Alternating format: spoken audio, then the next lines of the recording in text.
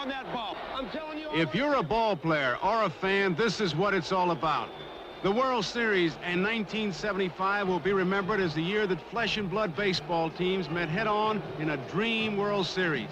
The Boston Red Sox, the American League champions, against the National League's Cincinnati Reds. It was a World Series marked by superpower, super pitching,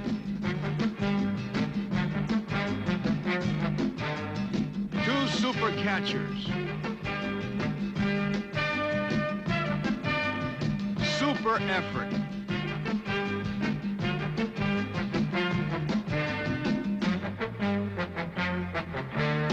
super fans.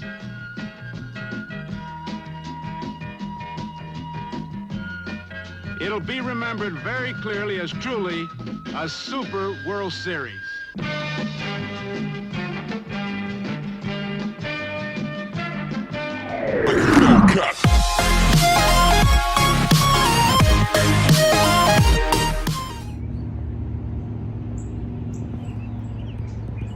What's up, everybody? Welcome back to another episode of Back to the Cardboard. Just sitting here on the back porch waiting on the hummingbirds to show back up and waiting on some baseball. As you guys seen there, the 1975 World Series recap. The rest of this video is going to be about that. Before we get on to it, I want to share a real quick piece of memorabilia for you all. I've had this for a while.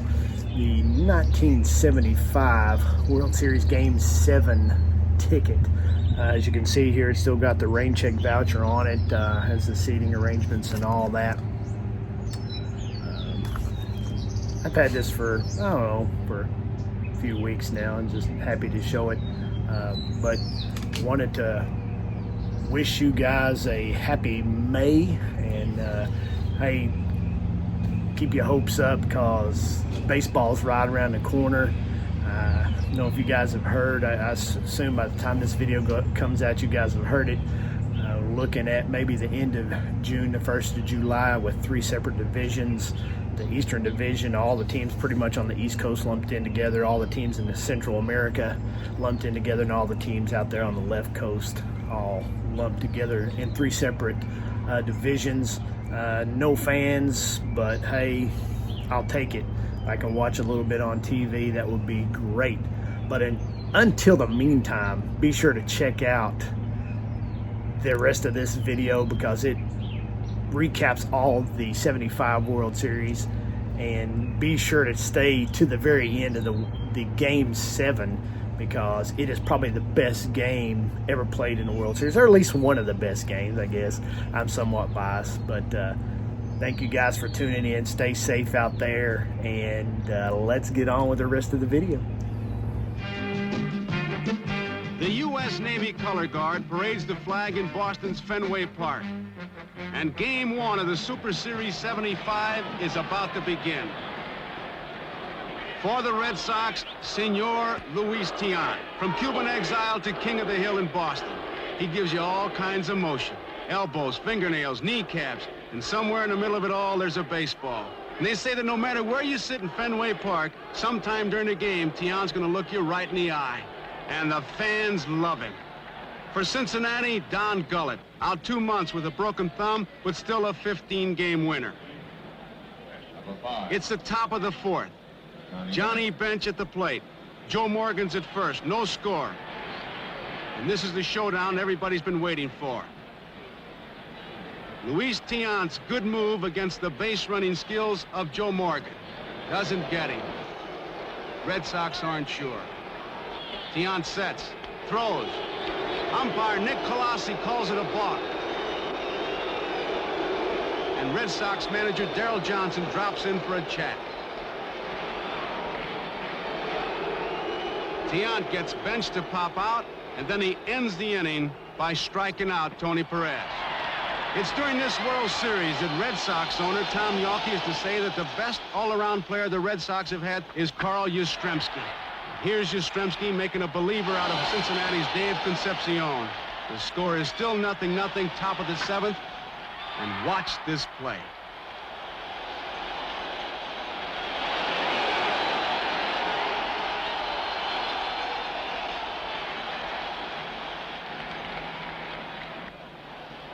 In the bottom of the seventh, Tiant didn't look like a guy who hadn't been to bat in 3 years.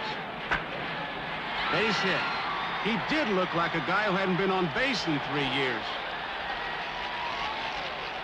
Johnny Pesky gives him a jacket and says, now make a left turn. Dwight Evans wants Tiant to second. Make the U-turn, Louis.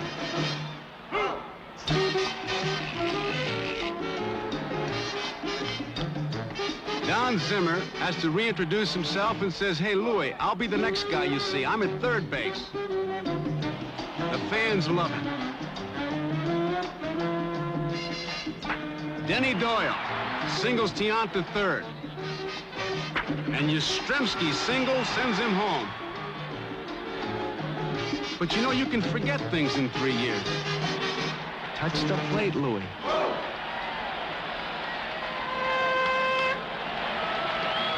The Red Sox keep rolling. Petrocelli's single off reliever Will McEnany scores 2 more.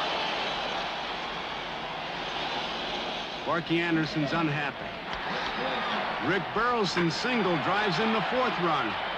And Carlton Fisk slides in with the 5th run of the inning. And the Sox get another one before they're retired. Treasury Secretary William Simon threw out the first ball. He's a spectator. And Luis Tiant, who started the big inning, now finishes it.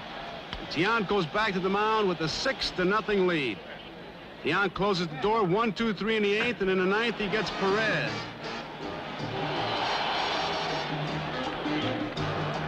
George Foster is the second out. Concepcion makes the 3rd out. And the Red Sox have won the first game of the World Series 6-0. The thrill for Tiant is doubled because it happens in front of his father, who Tiant has not seen in 14 years. It was tough to tell who was prouder.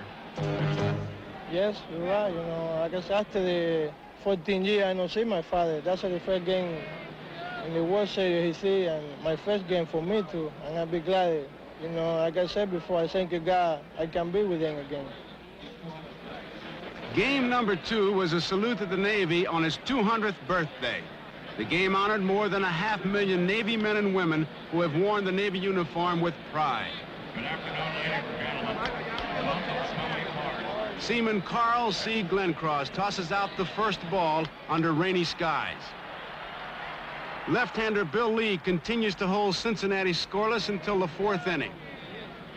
Morgan walks.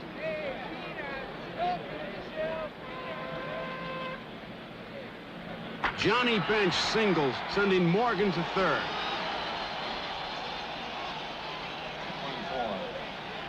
And when Tony Perez hits into a force play, the big red machine scores its first run of the series.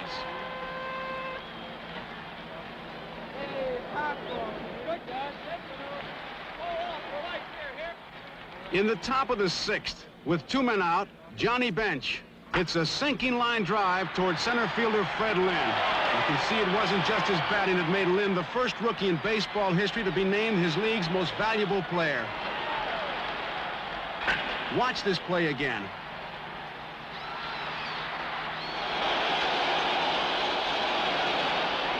Fred Lynn.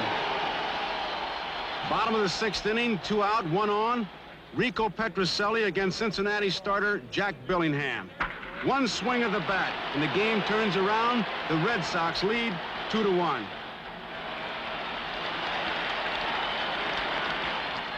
And despite a 27-minute rain delay, Bill Lee holds the Boston lead until the 9th.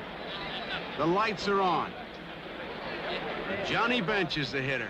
Number 5, Johnny Bench. Bench looking for an outside pitch, gets it, and hits an opposite field double.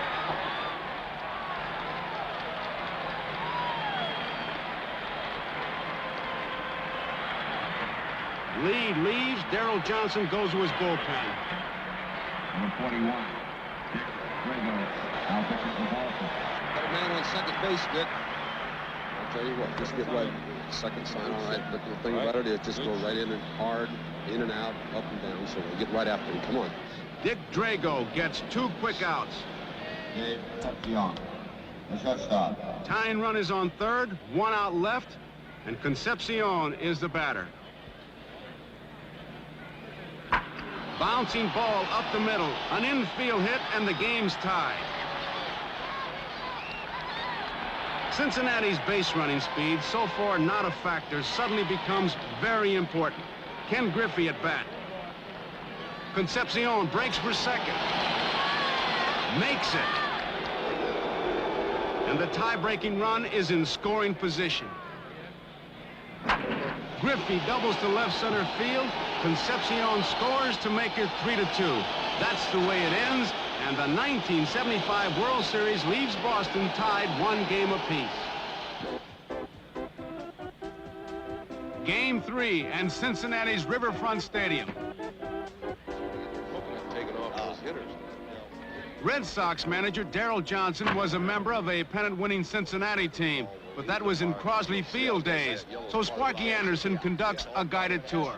It's about 20 feet behind all the way. Everything else you'll hear in this comment. The Reds start Gary Nolan, who won 15 games in 1975 after missing nearly 2 complete seasons with shoulder problems.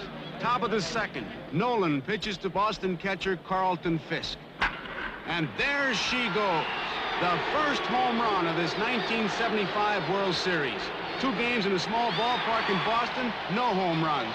In the big ballpark here, this is the first of 6 home runs in the game.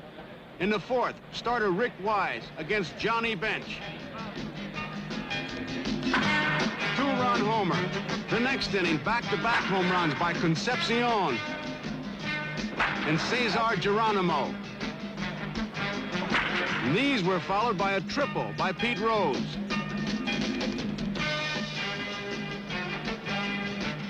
And watch him run. Rose says he always gives 110%, and it shows. Rose scores on Joe Morgan's sacrifice fly, and the Reds lead 5-1. Number 1, Bernie Carbo. In the 7th, Bernie Carbo was sent up to pinch hit with the score 5-2. Clay Carroll is the pitcher. And there she goes. And there goes Clay Carroll. You think he was upset? Now pitching for Cincinnati, number 37, Will McEnany. Petrocelli singles the center. And Sparky Anderson lives up to his nickname of Captain Hook, and he brings in his 5th pitcher of the game, Raleigh Eastwick. Dwight Evans is the batter. Number 24, Dwight Evans. And there she goes, over the left field wall, a home run, and the game is tied at 5-5. Foster is unhappy. And now comes the most talked about play of the series. Pinch hitter Ed Armbrister bunts. Catcher Fisk moves for the ball. His throw goes into center field. The runners move to second and third, and here comes Red Sox manager Darrell Johnson. The man ran into him in the thing. He was interfering, and you went to call it. You tell me what you were calling, man, when he did it. On a play like that, I'm telling you, the man interfered with that man on the play. I'm telling you, I want to see a man down here. Come here. You mean to tell me that you can't help him on a play like that when he hasn't even touched the ball, and the man was interfering with him? Listen to me, there's no interference when a ball is hit and the catcher goes for the ball and the batter tries to get out of the box. And the batter tries to get out of the way. He was all over the catcher. Now, when the batter comes out of the box after hitting the ball and the catcher makes a play, there is no interference. I'm going to tell you something. That's not the way that Clay went. I'll tell you that. I'll tell you one thing. I don't know what you're going to make a ruling on that, but I want you to explain exactly what you were looking at when you called the play. Okay, the ball was hit, he was moving for the ball, and the runner was moving to first. The runner was all over the catcher in there. I can't help that. It happened right there. I'll tell you one thing. It's a lousy operation, and you and I know it right now. It's a lousy operation. Armchair umpires all over the country got in on this one, but umpire Larry Barnett's was the decision that counted. Johnson now brought in Roger Moret to pitch to the dangerous Joe Morgan, everybody's choice for the National League's most valuable player. The defense is in to cut off the run. But Morgan hits it over Fred Lynn's head.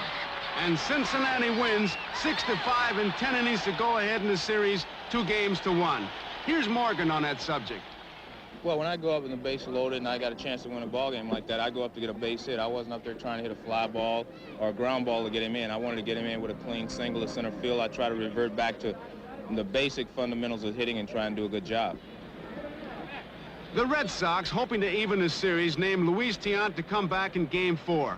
But Tiant, who shut out the Reds in the first game, has problems right away. Pete Rose leads it off. Single to center field.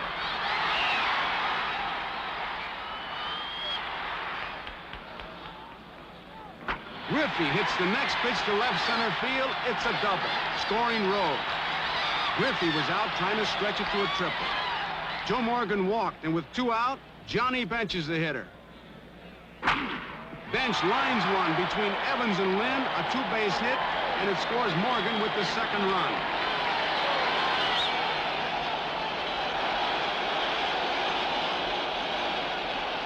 Two to nothing Cincinnati.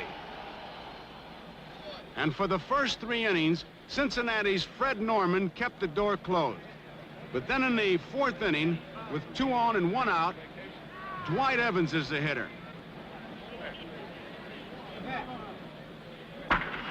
Evans triples to right center field, tying the game.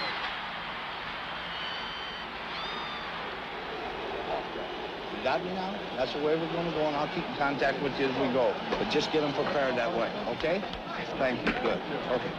Rick Burleson singles over Concepcion, and Boston leads 3-2. Sparky Anderson goes to his bullpen for Pedro Borbon. Seconds, you got 1 out. You have to come to a stop, Pete. Now, I'm telling you. 1 out and a man on second. You look at him, give him a stop. And Borbon has to face the hot bat of Luis Tiant.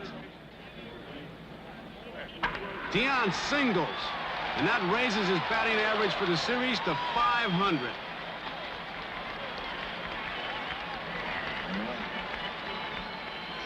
Burleson scored on an error, and then Yastrzemski hit this one to shallow center field, but watch the bounce.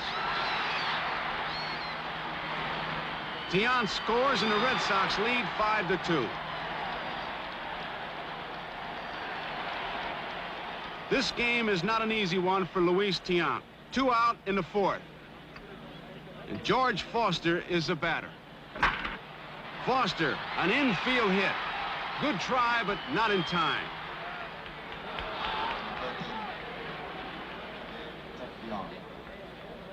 Concepcion hits one to left center, where some of the Red Sox players decide to hold a meeting. Foster scores, and it's 5-3 Boston. Sparky and Kluszewski enjoyed it. Geronimo is the hitter. And Geronimo lines down the left field line. It gets past Juan Benitez, and it goes for a 3-base hit. The score, 5-4. As easy as Tiant made it look in the first game, that's how tough this one is. Geronimo leads off the 9th with his 3rd hit of the game. Armbrister is up there. Armbrister bunts, this time without incident, and it moves Geronimo to second. Luis Tiant is concerned. Mrs. Tiant is concerned. Daryl Johnson is concerned. What do you guys think? I got a left-hander down here, Louis. Can you get him? All right. All right. You get right after them. That ball comes back to you. Make sure of 1 out there. And get after him good. Come on. Pete Rose walks, so Ken Griffey comes to the plate with the tying and winning runs on base.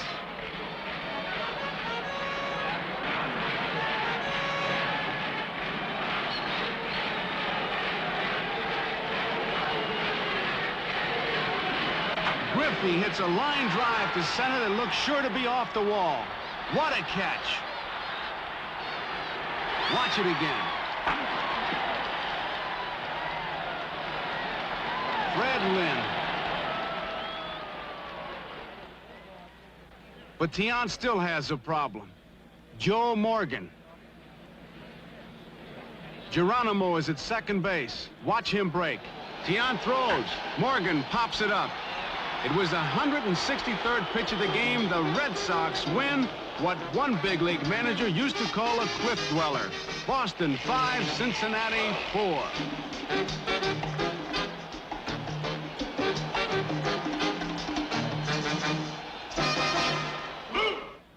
Game 5. And Bernie Carbo and Pete Rose visit before the game. The 5th game saw the Red Sox score in the 1st on Denny Doyle's triple and a sacrifice fly by Yastrzemski. In the 4th, Reggie Cleveland is shutting Cincinnati out when Tony Perez comes to the plate. Perez is looking for his first hit of the series. He's 15 for 0. But with one swing of the bat, it's goodbye slump, goodbye baseball, and goodbye Red Sox lead. We're tied at 1 apiece. Bottom of the 5th, and it's Cincinnati pitcher Don Gullett. Gullett singles.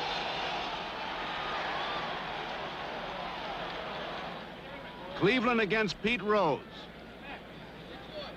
Rose doubles into the left field corner. Don Gullett scores, and the Reds lead 2-1. And now we'll see another way that Joe Morgan helps his ball club. After he walks in the bottom of the 6th, Joe Morgan breaks for second. Watch Denny Doyle. He's pulled towards the bag, and Johnny Bench hits right through the hole vacated by Doyle. 24, Tony Perez. And then Tony Perez shows that the slump is really over. There she goes. We have ourselves a 5-1 ball game.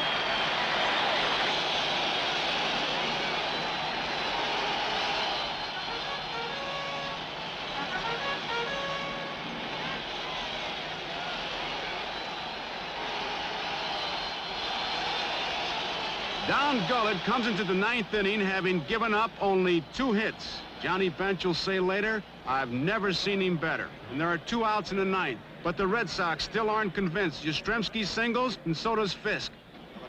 Here is Fred Lynn. A double down the right field line, scoring Yaz. And Sparky Anderson decides that it's time to make a change. A record crowd of 56,393 give Gullett a standing ovation.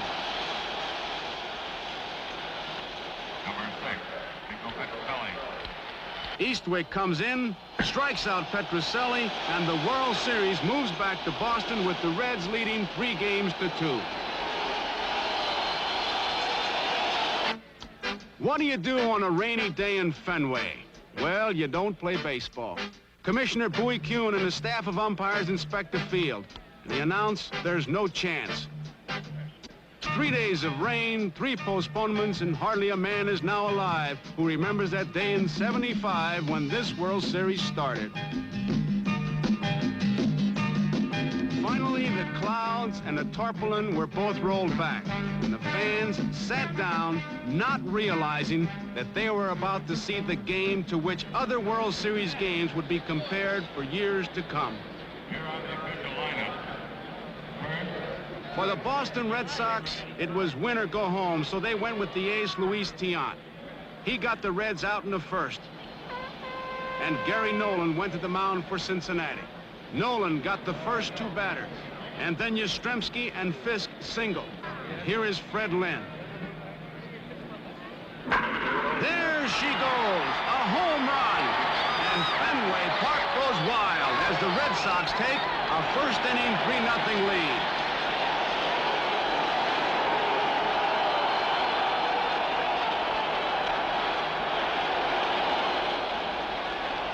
The amazing Fred Lynn. That's still the score in the top of the 5th. Armbruster walks for Cincinnati, and it brings up Pete Rose.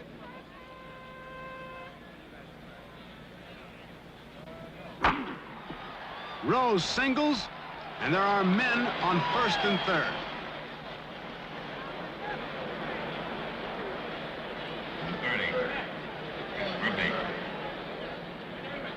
Griffey hits one to deep center field. Lynn goes back, makes a great try, but the ball is off the wall for a triple. Both runners score, but all eyes are on Lynn, slumped to the ground in center field, and noisy Fenway Park is silent. Move your legs all right, huh? I'll be okay. You sure? Yeah.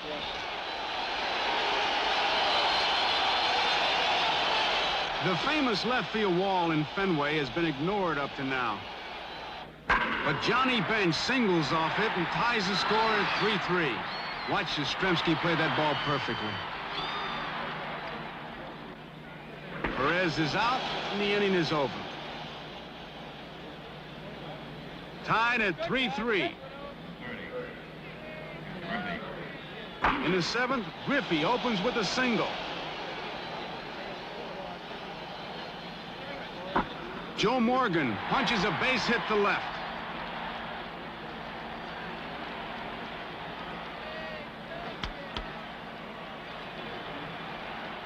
Luis Tiant gets the next two men, Bench and Perez, but George Foster doubles high off the center field wall, and the Reds lead 5-3.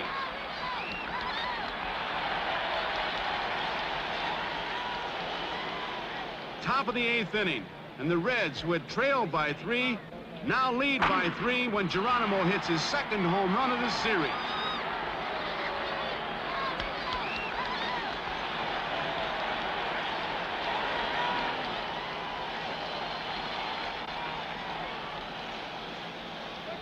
Darrell Johnson goes to the mound and signals for Roger Moret.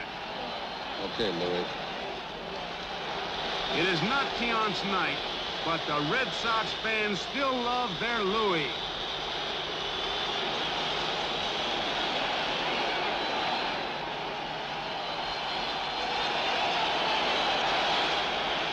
It's the bottom of the eighth, and even the die-hard Red Sox fans can't realize that, as Al Jolson used to say, they ain't seen nothing yet. Lynn singles, Petrocelli walks, and Sparky Anderson brings in Eastwick. You're ready now, aren't you? Yeah. You got first and second, nobody out. Let's go to work. Eastwick is his 6th pitcher of the game. And after he gets 2 outs, Bernie Carbo is the pinch hitter.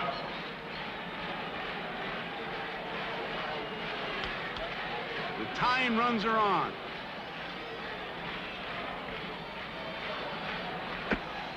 And after 2 strikes, Bernie Carbo gives a hitting clinic of his own. First, the worst-looking swing of the series, and it's foul.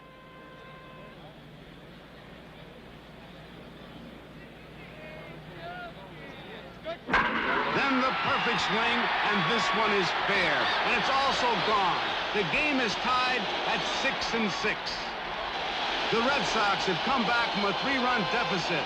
They're back in the World Series, and nobody knows that better than Bernie Carbo.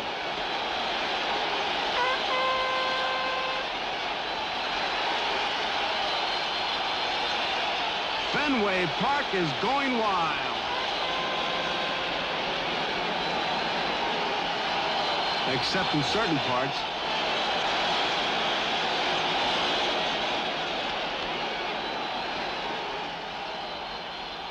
Dick Drago gets the Reds 1-2-3 in the ninth. In the Boston ninth, Denny Doyle walks. Yastrzemski singles, and Sparky changes pitchers. This time it's Will McEnany. He walks Fisk intentionally. Bases loaded, nobody out, and Fred Lynn the hitter. Lynn hits a fly ball to short left field. Caught by Foster, and watch what happens when Doyle tries to score. Out! McEnany gets Petrocelli to ground out, and we go into extra innings. In the top of the 11th, Rose goes to first base when the plate umpire says that Drago's pitch hit him. Fisk doesn't think so.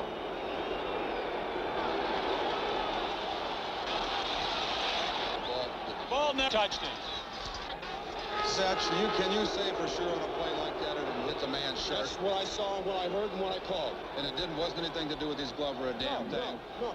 Rose said later it might have hit a string on his uniform. I don't know.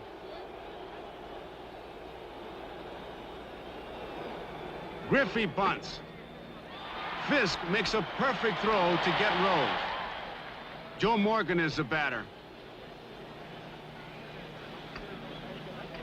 Morgan lines one to right field.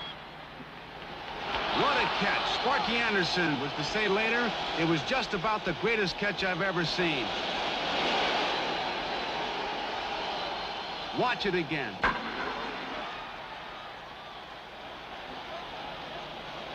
Evans told reporters I just stuck out my glove, and the next thing I knew, I was thrown it to first base.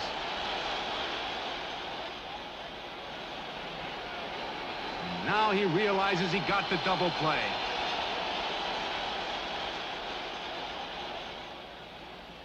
It's the 12th inning, and although it's after midnight, the only empty seats are in the Cincinnati bullpen. And their 8th pitcher, Pat Darcy, is pitching against Carlton Fisk.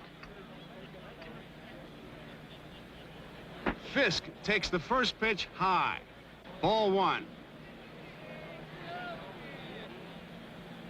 Then he swings. There she goes. Now watch Fisk. He uses all the body English he can get. He will tell reporters later it was a question of it being fair or foul. The wind must have carried it 15 feet toward the foul pole. I just stood there and watched. I didn't want to miss seeing it go out.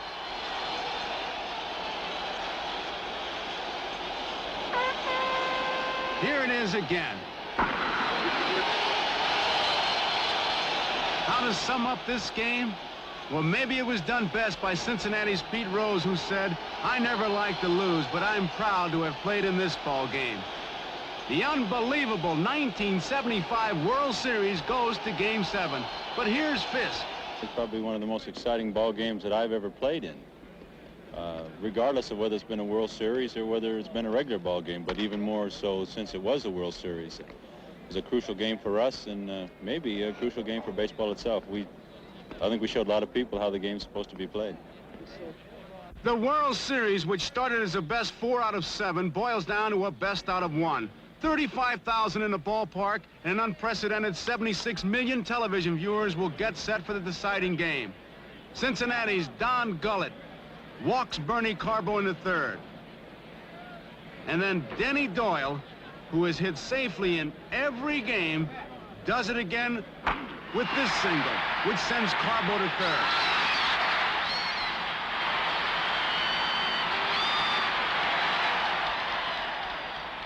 Yastrzemski is the batter. Base hit. And when Doyle goes to 3rd, Yastrzemski takes 2nd on the throw. Anderson orders an intentional walk for Fisk. It looks like a perfect move when Fred Lynn is out on strikes.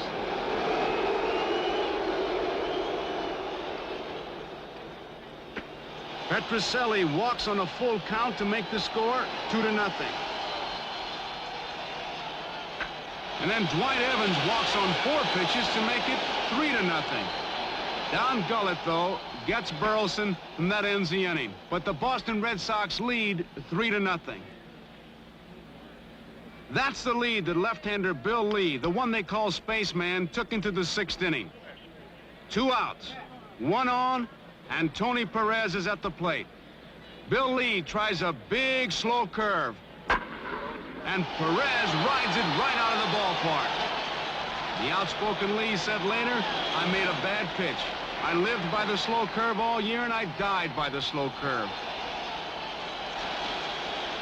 Lee survives a home run by Perez, but he's knocked out by a blister on his finger in the 7th.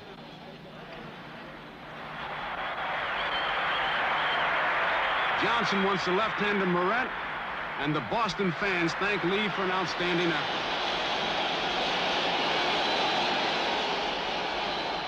Ken Griffey was on 2nd base when Moret pitched to Pete Rose.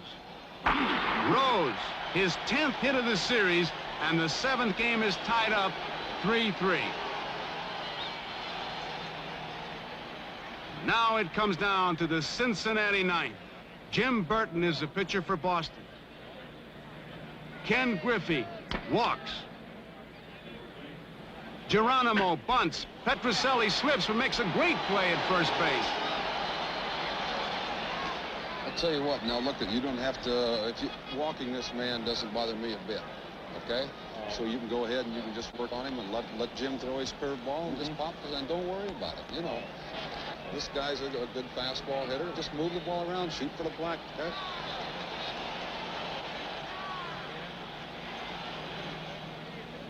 Pete Rose does walk. There are 2 outs, 2 on. The score tied, 3-3, and 2 strikes on Joe Morgan. Burton throws a slider low and away. Fred Lynn charges hard, but he can't reach it. Griffey scores with the go-ahead run. In the meantime, Pete Rose shows him why they call him Charlie Hustle and how he got to be named the series' most valuable player.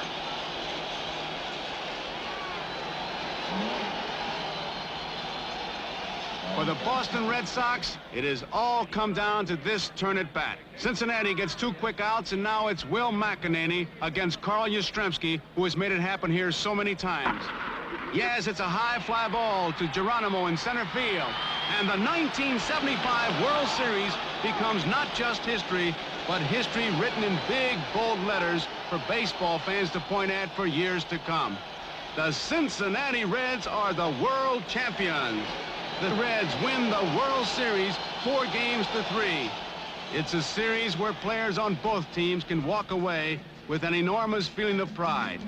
It's a World Series that has given the fans who expect thrills in a World Series more than they expected. It is something special. A World Series that will be remembered for what it was, a super series.